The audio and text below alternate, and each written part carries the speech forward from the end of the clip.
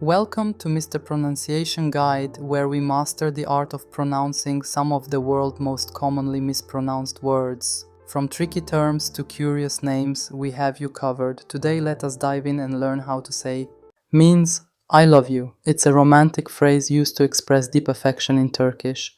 Seni seviyorum. Seni seviyorum. Seni seviyorum. Seni seviyorum. Seni seviyorum. Seni seviyorum. Seni seviyorum. Seni seviyorum.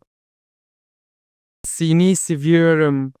Check out more videos on pronouncing tricky words and names with confidence. Avoid common mispronunciations with tips from this video. If you found it helpful, I would love your support. Thanks for watching and I will see you soon.